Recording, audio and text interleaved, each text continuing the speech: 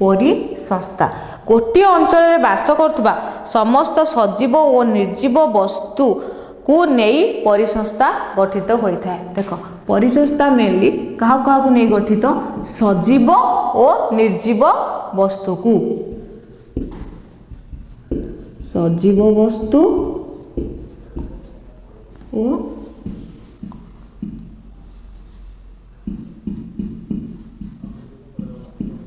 निर्जीव वस्तु तुम मैंने बुझीथ सजीव वस्तु कौन निर्जीव वस्तु कौन जार जीवन अच्छी सी है सजीव जार जीवन नहीं सी है निर्जीव। तो निर्जीव वस्तु मध्य कौन कौन आसे माटी पानी पवन माटी पानी पवन ये सब निर्जीव वस्तु। सजीव वस्तु कौन आसुचंती उद्भिद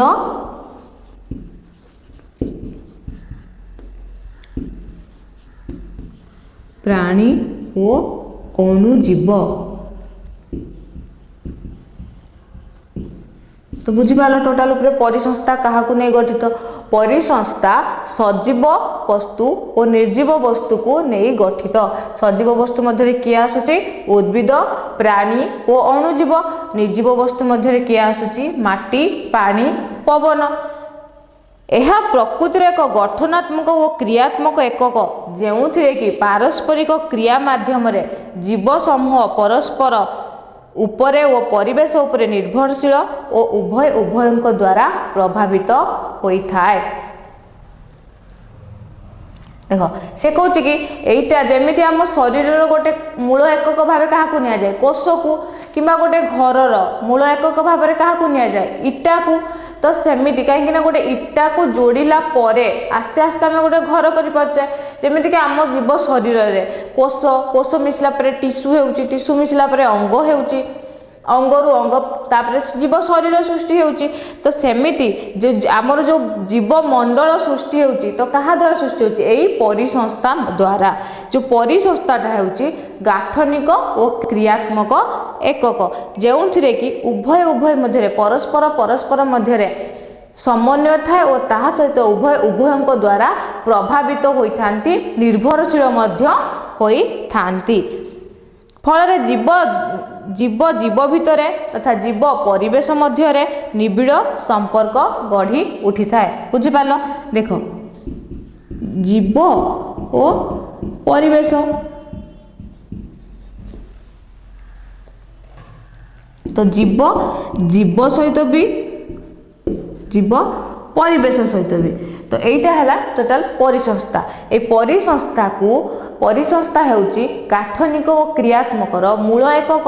तो यही परिसंस्था जो उभय उभयों मध्य समन्वय रोचे उभय उभयों उपर निर्भरशील होउचंती और उभय उभयों द्वारा प्रभावित मध्य होउचंती। जहाँ प्रभावित हेबा फल जीव जीव सहित समन्वय रोचे बा जीव जीव उपर निर्भरशील रोचंती और जीव और परिवेश तांको मध्य समन्वय रोचे। बुझिपाल तो एक परिसंस्था एक सूक्ष्म और समन्वित संतुलन मध्य संभवपर हो पारुची। तो तांको भितर जदि समन्वय ठीक रहिबो तो गोटे संतुलन परिवेश गोटे संतुलन बा गोटे भल परिवेश गोटे सृष्टि हो पारिबो। तो यही समन्वित अवस्था को कौन कहा जाए परिवेश संतुलन। परिवेश संतुलन बुझिपाल कौन कह परिवेश संतुलन। संतुलन माने कौन जदि ठीक ठाक रही गोटे घर आम जदि सबु सदस्यों मध्य कथबार्ता व्यवहार सबकि भल थी तो घर कौन संतुलन ठीक थाए घर क्या मध्य झगड़ा हुए।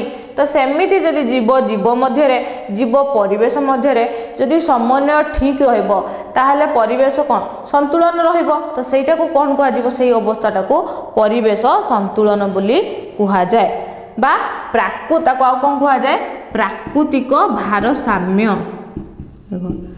प्राकृतिक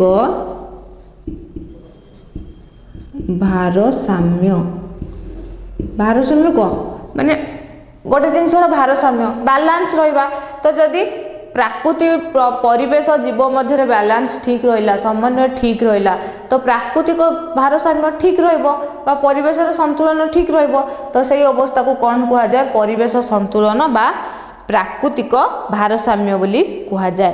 जीवमंडल रे अनेक प्रकार परिसंस्था रही ये जो परिसंस्था जीवमंडल रे अनेक प्रकार रही जेमिति कि जंगल परिसंस्था अच्छी तृणभूमि परिसंस्था अच्छी मरुभूमि परिसंस्था अच्छी पुष्करिणी परिसंस्था अच्छी नदी परिसंस्था अच्छी समुद्र परिसंस्था अच्छी तो बुझिपाल ये जो अनेक प्रकार परिसंस्था ता भितर मन रखिबो जंगल परिसंस्था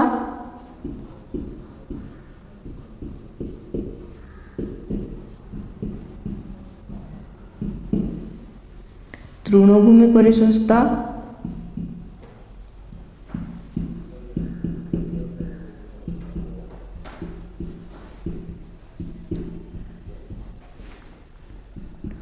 नदी परिसंस्था समुद्र परिसंस्था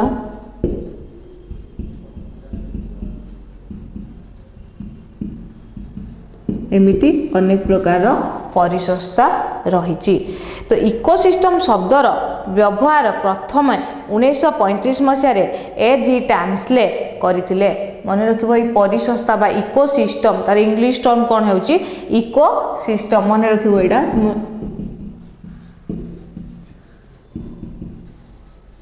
इकोसिस्टम तुम नेक्स्ट या पढ़िले इंग्लिश रे पढ़िबो तो कौन पढ़िबो सेटा को इकोसिस्टम तो ये जो इकोसिस्टम बा परिसंस्था एको फर्स्ट किए व्यवहार करथिले 1935 एटा मन रखिबो शॉर्ट क्वेश्चन आसे 1935 ए.जी.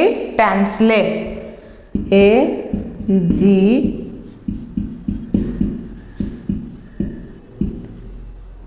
टान्सले ए.जी. टान्सले तो ये इकोसिस्टम फर्स्ट किए व्यवहार करथिले 1935 रे ए.जी. टान्सले प्रथमे व्यवहार करथिले। ते परिसंस्थार गाठनिक उपादान परिसंस्थार कहाकू नहीं गठित बा परिसंस्थार उपादान मान कौन कौन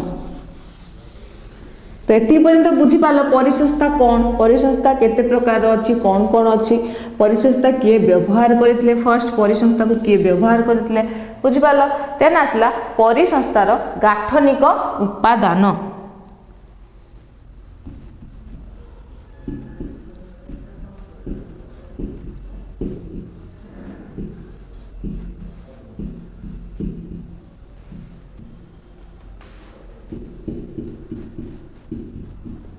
गाठनिक उपादान पृथ्वी रे ह्रद पोखरी नदी समुद्र तृणभूमि जंगल मरुभूमि इत्यादि विभिन्न प्रकार परिसंस्था अच्छी जोटा कि मैं कहली टिके आगु परिसंस्था अनेक प्रकार परिसंस्था अच्छी जहाँ मध्य कि जंगल परिसंस्था तृणभूमि परिसंस्था नदी परिसंस्था समुद्र परिसंस्था पुष्करिणी परिसंस्था एमती अनेक प्रकार परिसंस्था अच्छी तो साधारण भाव में देखा गले गोटे परिसंस्था अन्य परिसंस्था ठारू भिन्न होता है देख तुम गोटे जंगल परिसंस्था देखुच तो जंगल में जो जीव मैंने बसवास करुँच तार परिसंस्था गठित होती से मुझे देखी अन्य गोटे कौन समुद्र परिसंस्था समुद्र रे जो जलज जीव मैंने अच्छा कि उद्भिद को अच्छा जलज उद्भिद अच्छा तार परिसंस्था गठित होती तो देखा गले गोटे परिसंस्था अन्य परिसंस्था ठारू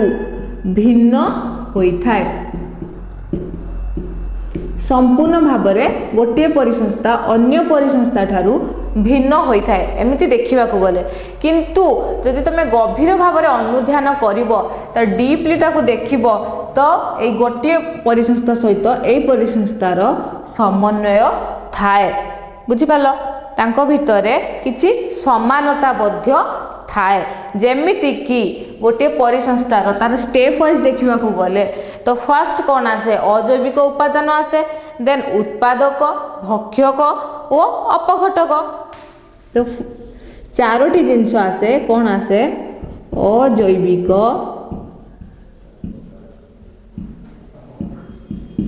उपादान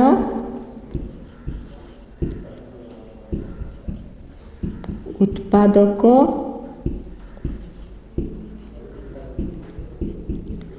ଭକ୍ଷକ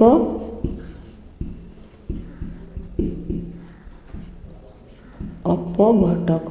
ଦେଖ ଯଦି ଗୋଟେ ଜଙ୍ଗଲ ପରିସଂସ୍ଥା ଦେଖିବା ତ ଘାସ ଆସୁଛି ତ ଘାସକୁ କିଏ ଖାଉଛି ଆମର ଝିଣ୍ଟିକା ଖାଉଛି ଝିଣ୍ଟିକାକୁ କିଏ ଖାଉଛି ବେଙ୍ଗ ଖାଉଛି ଏମିତି ଯେଉଁ ରହୁଛନ୍ତି। କିନ୍ତୁ ଯଦି ଆମେ ଗୋଟେ ସମୁଦ୍ର ଦେଖିବା ତ ଯେଉଁ ସମୁଦ୍ର ଯେଉଁ ମାଛଟା ଶିଉଳିକୁ ଖାଉଛି ତ ମାଛକୁ କିଏ ଖାଉଛି ଏମିତି ଆମେ ଦେଖୁଛେ।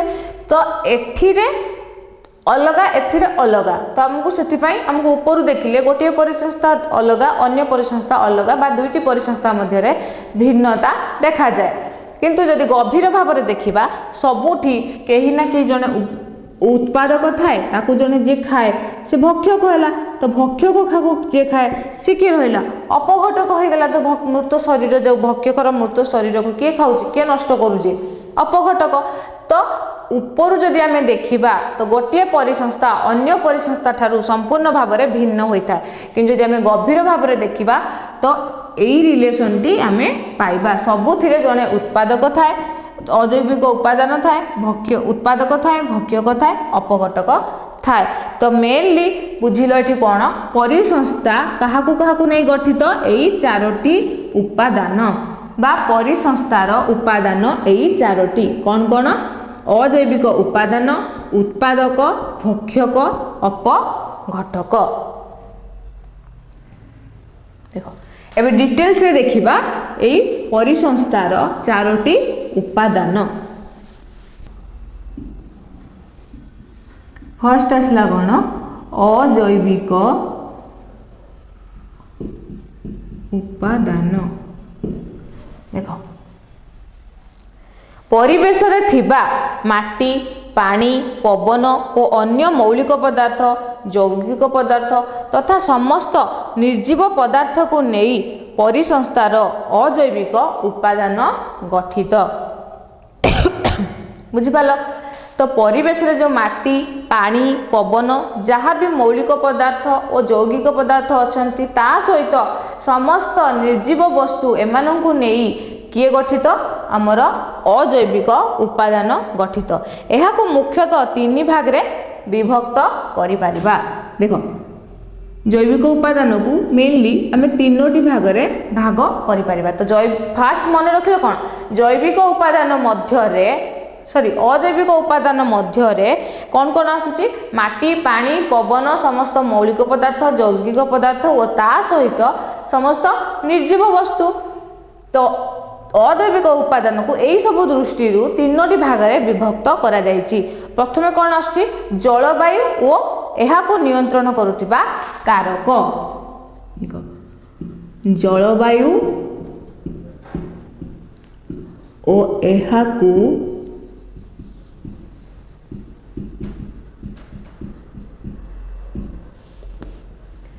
ନିୟନ୍ତ୍ରଣ କରୁଥିବା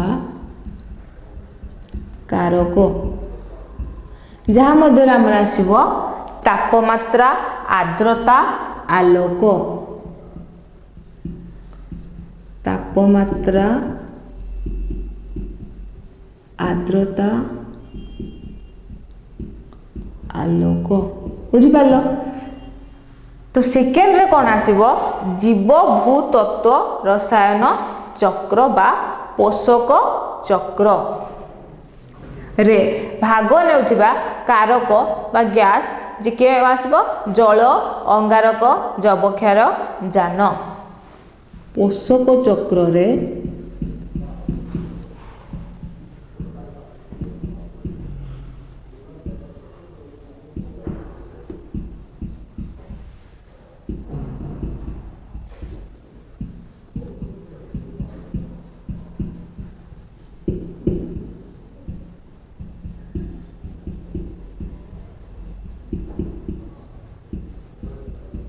ଜଳ ଅଙ୍ଗାରକ ଯବକ୍ଷାରଜାନ।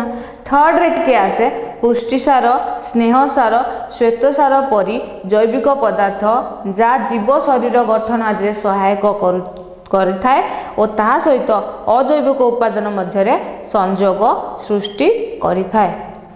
ତ ଥର୍ଡ଼ରେ କିଏ ଆସିଲା ପୁଷ୍ଟିସାର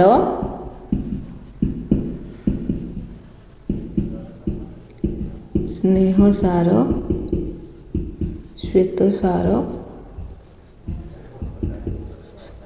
ବୁଝିପାରିଲ ପୁଷ୍ଟିସାର ସ୍ନେହସାର ଶ୍ୱେତସାର ଯେଉଁମାନେ କି ଜୈବିକ ପଦାର୍ଥ ଯାହା ଜୀବ ଶରୀର ଗଠନରେ ସହାୟକ କରିବା ସହିତ ଜୈବିକ ଓ ଅଜୈବିକ ଉପାଦାନ ମାନଙ୍କ ମଧ୍ୟରେ ସଂଯୋଗ ସୃଷ୍ଟି କରିଥାଏ ତ ବୁଝିପାରିଲ ଟୋଟାଲ ଉପରେ ଫାର୍ଷ୍ଟ ପରିସଂସ୍ଥାର ଉପାଦାନ ମଧ୍ୟରେ ଫାର୍ଷ୍ଟ ଉପାଦାନ କ'ଣ ଆସିଲା ଅଜୈବିକ ଉପାଦାନ ମଧ୍ୟରେ କ'ଣ ଆସିଲା ମାଟି ପାଣି ପବନ ସମସ୍ତ ମୌଳିକ ପଦାର୍ଥ ଯୌଗିକ ପଦାର୍ଥ ଓ ତା ସହିତ ସମସ୍ତ ନିର୍ଜୀବ ବସ୍ତୁ देन जैविक उपादान को मेनली तीनोटी भागरे विभक्त करागला तो फर्स्ट के आसला जलवायु और ताकू नियंत्रण करुवा कारक जेमिति की एग्जांपल तापमात्रा आलोक देन सेकेंड रे के आसला जो पोषक चक्र रे भाग नेउथिबा पोषक चक्र रे केउ माने भाग नियंती जल अंगारक जबक्षारजान एमाने आसले सेकेंड रे देन थर्ड रे के आसला पुष्टिसार स्नेहसार श्वेतसार परी जैविक पदार्थ जहाँ जीव शरीर गठन से साहाय्य करने सहित जैविक और अजैविक उत्पादन मध्य संयोग सृष्टि करि थाए बुझिपाल फर्स्ट पॉइंट देन परिसंस्थार सेकेंड उपादान उत्पादक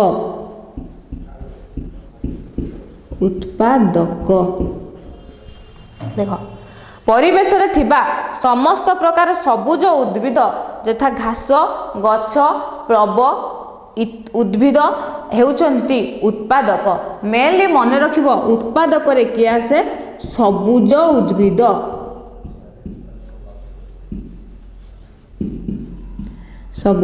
उद्भिद मन रखिब उत्पादक रे कि आसे सबुज उद्भिद सेमानंक ठारे आमे तो कोन थाए क्लोरोफिल थाए जहाँ फल कि से माने सूर्यर जो आलोक शक्ति को केउ शक्ति रे परिणत करथांती रासायनिक शक्ति बा श्वेतसार रे जोटा आमे पोषण रे पढ़ितिले आलोक संश्लेषण प्रक्रिया जेउथिरे कि सबुज उद्भिद क्लोरोफिल सहायता रे सूर्यरु आसुथिबा आलोक शक्ति को रासायनिक शक्ति बा श्वेतसार रे परिणत करिथाय बा रूपांतरित करिथाय तो निज खाद्य निजे प्रस्तुत करुथिबारु सबुज उद्भिद को कौन कहा जाए स्वभोजी बा स्वपोषी जानिथिबो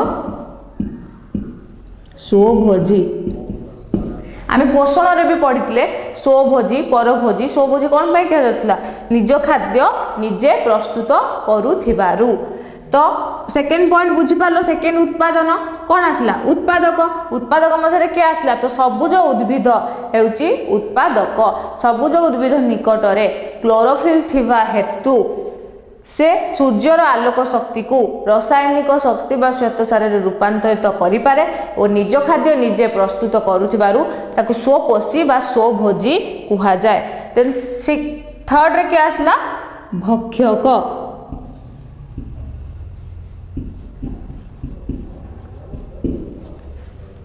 देख भक्षक मानक ठारे अजैविक उपादान निज पाई खाद्य तैयारी करिवार क्षमता न थाए ये जो भक्षक माने एमानक ठारे निज खाद्य निजे प्रस्तुत करिवा पाई क्षमता न थाए तेणु से प्रत्यक्ष भाव में हुअंतु किंबा परोक्ष भाव में हुअंतु उत्पादक उपरे निर्भर करि थांती बुझि पारलो तो सेथि पाई एमानकु कोन कुहा जाए परभोजी कौन कहा जाए परभोजी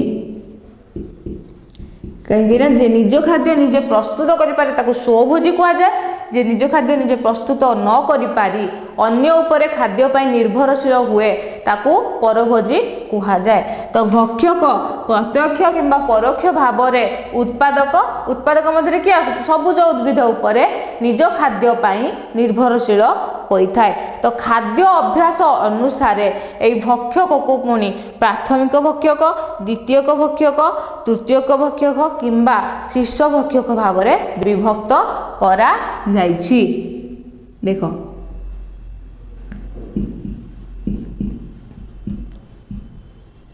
प्राथमिक भक्षक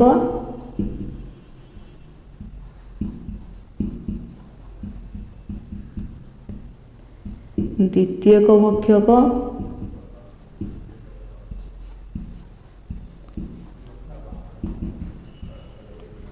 ତୃତୀୟକ ଭକ୍ଷକ କିମ୍ବା ତାକୁ କ'ଣ କୁହାଯାଉଛି ଶୀର୍ଷ ଭକ୍ଷକ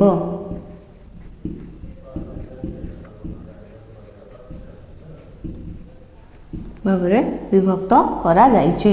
ତ ବୁଝିପାରିଲ ସବୁ ପ୍ରକାର ପ୍ରାଥମିକ ଭକ୍ଷକ ମେନଲି କ'ଣ ହେଇଥାନ୍ତି ତୃଣଭୋଜୀ। ମନେ ରଖିବ ପ୍ରାଥମିକ ଭକ୍ଷକ ସବୁ ପ୍ରକାର କ'ଣ ହୋଇଥାନ୍ତି ତୃଣଭୋଜୀ।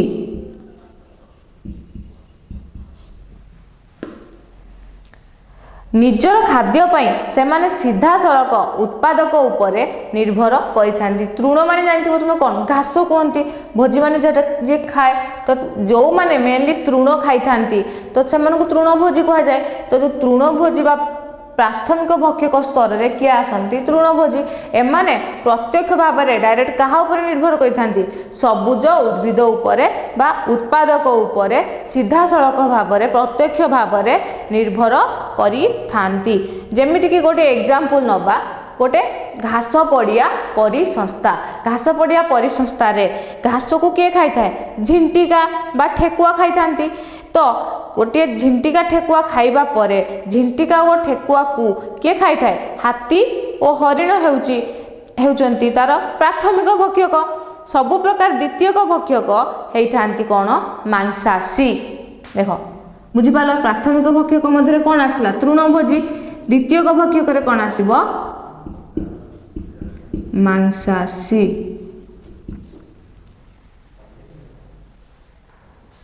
निजर खाद्य पाई से माने तृणभोजी उपरे निर्भरशील होइथांती। देख तृणभोजी रहिला कहा उपरे निर्भरशील उत्पादक उपरे।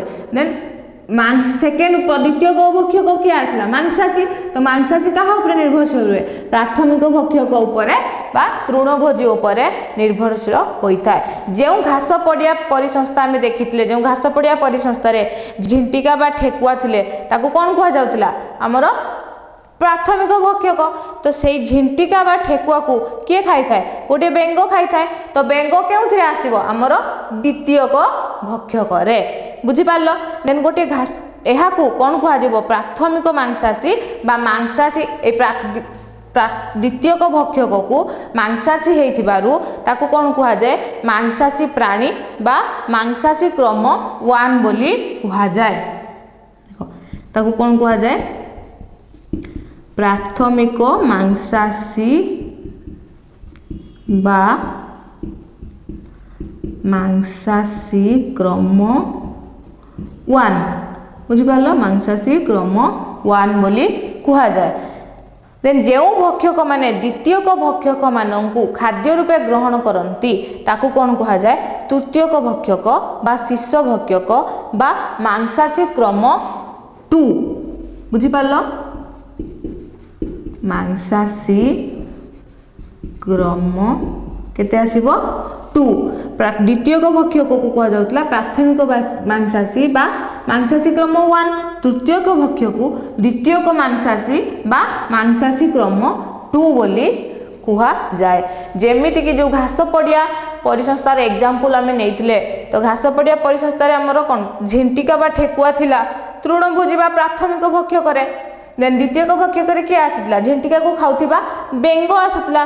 तो तृतीयक भक्षक बा मांसाशी क्रम 2 रे किए आसीबो जो बेंग को जो साप खाई थाए तो सी आसीबो हमर तृतीयक भक्षक भाबरे। तो बुझी पारलो भक्षक भक्षक हेउची परभोजी कहीं ना निज खाद्य प्रस्तुत करबा पई क्षमता एमानक निकटरे न थाए। तो खाद्य अभ्यास अनुसार एमानक मेनली 3 भाग में विभक्त करा जायछि।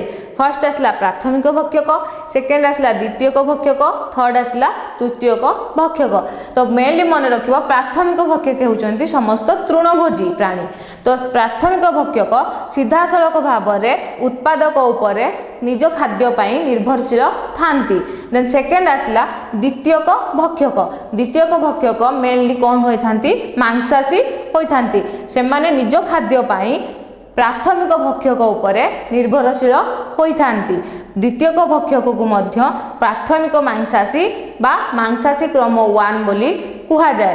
देन आसला तृतीयक भक्षक जी कि निज खाद्य पाई द्वितीयक भक्षक उपरे निर्भरशील होइथाए ताकू ମାଂସାଶୀ କ୍ରମ 2 ବା ଦ୍ୱିତୀୟକ ମାଂସାଶୀ ବୋଲି କୁହାଯାଏ।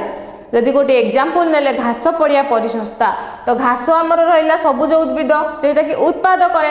ତ ଘାସକୁ କିଏ ଖାଇଲା? ଝିଣ୍ଟିକା ବା ଠେକୁଆ ଖାଇଲା। ତ ସେ ରହିଲା ଆମର ପ୍ରାଥମିକ ଭକ୍ଷ୍ୟ କରେ। ଝିଣ୍ଟିକା ବା ଠେକୁଆକୁ କିଏ ଖାଇଲା? ବେଙ୍ଗ ଖାଇଲା। ତ ବେଙ୍ଗ ଆସିଲା ଆମର ଦ୍ୱିତୀୟକ ଭକ୍ଷ୍ୟ କରେ। ଦେନ୍ ବେଙ୍ଗକୁ ଖାଉଥିବା ସାପ ଆସିଲା ତୃତୀୟକ ଭକ୍ଷ୍ୟରେ। ଦେଖ ଏକ୍ଜାମ୍ପଲରେ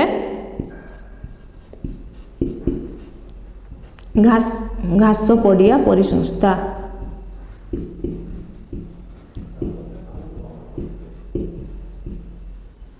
ଯେମିତିରେ କି ଫାର୍ଷ୍ଟ ଆସିଲା ରହିଲା କ'ଣ? ଘାସ। ଘାସକୁ କିଏ ଖାଇଲା? ଝିଣ୍ଟିକା। ଝିଣ୍ଟିକାକୁ କିଏ ଖାଇଲା? ବେଙ୍ଗ। ବେଙ୍ଗକୁ ସାପ। ବୁଝିପାରିଲ ଏବେ? ତ ଘାସ ଆମର ଆସିଲା କେଉଁଥିରେ? ଉତ୍ପାଦ କରେ। ତ ଘାସକୁ ଯେଉଁ ଝିଣ୍ଟିକା ଖାଇଲା, ଝିଣ୍ଟିକା ଆସିଲା ପ୍ରାଥମିକ ଭକ୍ଷ୍ୟ କରେ। ଝିଣ୍ଟିକାକୁ ଯେଉଁ ବେଙ୍ଗ ଖାଇଲା ସେ ଆସିଲା ଦ୍ୱିତୀୟକ ଭକ୍ଷକ ବା ମାଂସାଶୀ କ୍ରମ 1। ସାପ ଆସିଲା ତୃତୀୟକ ଭକ୍ଷକ ବା ମାଂସାଶୀ କ୍ରମ 2। ଦେନ୍ ଫର୍ଷ୍ଟ ପରିସଂସ୍ଥାର ଉପାଦାନ ଥିଲା ଅଜୈବିକ ଉପାଦାନ, ସେକେଣ୍ଡ ଥିଲା ଉତ୍ପାଦକ, ଥର୍ଡ ଥିଲା ଭକ୍ଷକ, ଫୋର୍ଥ ପଏଣ୍ଟ ଦେଖିବା ଅପଘଟକ। ଅପଘଟକ। ଅପଘଟକ ମାନେ ନିଜ ଖାଦ୍ୟ ପାଇଁ କାହା ଉପରେ ନିର୍ଭରଶୀଳ ଥାନ୍ତି? ମୁଖ୍ୟତଃ ମୃତ ପ୍ରାଣୀ ଓ ସେମାନଙ୍କ ଶରୀରରୁ ନିଷ୍କାସିତ ହେଉଥିବା ବର୍ଜ୍ୟ ବସ୍ତୁ ଉପରେ ନିର୍ଭରଶୀଳ ହୋଇଥାନ୍ତି। ଉତ୍ପାଦକ ଏବଂ ସମସ୍ତ ପ୍ରକାର ଭକ୍ଷକଙ୍କର ମୃତ୍ୟୁ ପରେ ତାହା ଅପଘଟକମାନଙ୍କ ଦ୍ୱାରା ବିଭିନ୍ନ ପ୍ରକାର ମୌଳିକ ଉପାଦାନରେ ପରିଣତ ହୁଏ ଓ ପରିଣତ ହୋଇ ମାଟି ଓ ବାୟୁମଣ୍ଡଳରେ ମିଶିଥାଏ। ପରିବେଶର ମୁଖ୍ୟ ଅପଘଟକ ହେଉଛନ୍ତି ବୀଜାଣୁ, କବକ, ମନେ ରଖିବ ବୀଜାଣୁ, କବକ ଆଦି ପ୍ରାଣୀ ଏସବୁ ହେଉଛନ୍ତି ଆମର ଅପଘଟକ। ତ ବୁଝିପାରିଲ ଅପଘଟକ କ'ଣ? ଅପଘଟକ ହେଉଛନ୍ତି ଯେଉଁମାନେ କି ନିଜ ଖାଦ୍ୟ ପାଇଁ ମେନଲି ମୃତ ଶରୀର କିମ୍ବା ଆମର ଯେଉଁ ଭକ୍ଷକମାନଙ୍କର ମୃତ ଶରୀରରୁ ଯେଉଁ ଉପାଦାନ ବର୍ଜ୍ୟବସ୍ତୁ ବାହାରିଥାଏ ସେମାନଙ୍କ ସେଇ ଉପରେ ହିଁ ଖାଦ୍ୟ ଭାବରେ ସେମାନେ ଗ୍ରହଣ କରିଥାନ୍ତି ବା ନିର୍ଭରଶୀଳ ଥାନ୍ତି। ସେମାନେ ଏହି ଉପାଦାନକୁ ବର୍ଜ୍ୟବସ୍ତୁକୁ ମୌଳିକ ଉପାଦାନରେ ପରିଣତ କରି ମାଟି ଓ ବାୟୁମଣ୍ଡଳରେ ମିଶାଇଥାନ୍ତି। ତା ଭିତରେ ଏକ୍ଜାମ୍ପଲରେ ମେନ୍ କି ଅପଘଟକ ଆସନ୍ତି? ବୀଜାଣୁ, କବକ ଆଦି ପ୍ରାଣୀ। ବୁଝିପାରିଲ?